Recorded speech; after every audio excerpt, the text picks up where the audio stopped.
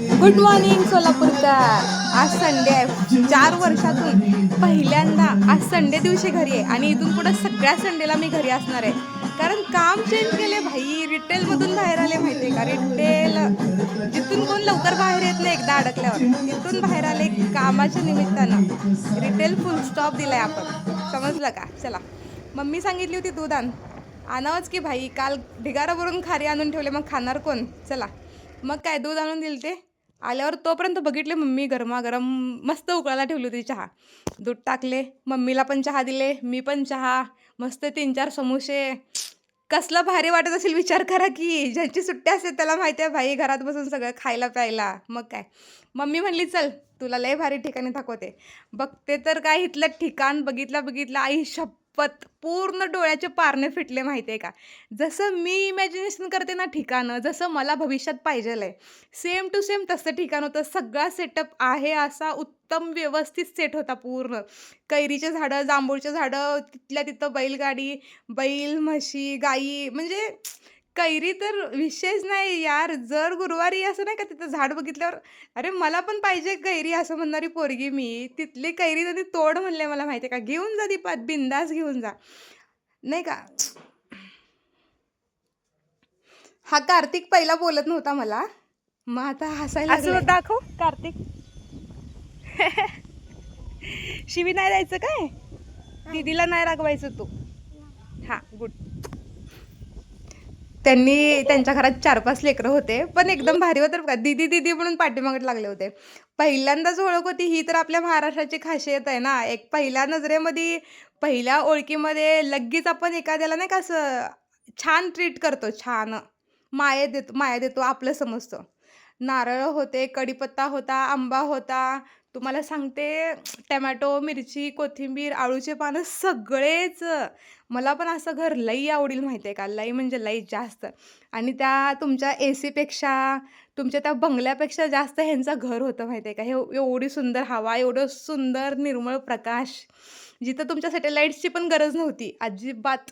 तिथं फक्त आहे ना एक माणुसकी होती. एक माणसाचं, त्यांनी चिंचा पण घे म्हणले, तुला जे हाताला येतील ते घे. मग काय, चिंचा तर लास्ट टाइम कधी खाल्ले होते मलाच माहित नाही.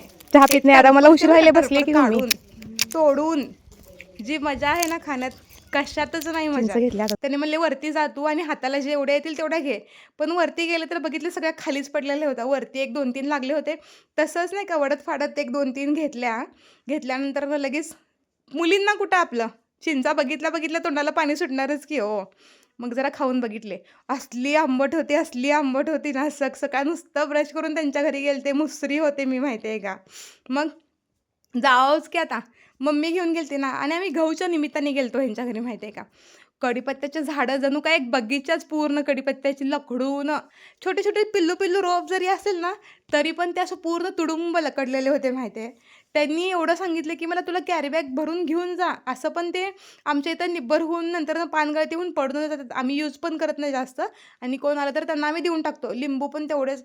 म्हणजे एक असं मला दाखवत होतं ना, त्यांनी एवढं फील करून देत होते ना, जसं काय ते माझंच घर आहे. म्हणजे माझीच माणसं आहेत ते, आणि पहिल्यापासून मला ओळखतात आणि मी पण त्यांना पहिल्यापासून ओळखते. आणि मला पण तेवढं जास्त घ्यायला नको वाटत होतं. त्यांनी देत होते, पण आपण कसं घ्यायचं ना, की लहान लेकरांना काही खायला प्यायला पण घेऊन गेले नव्हते. चांगलं वाटत नव्हतं मला. पण त्यांचं मन एवढं मोठं होतं ना. मम्मीला सांगत होते, अगं हिला हिथं आणून सोडत जा की एवढं आवडते तर.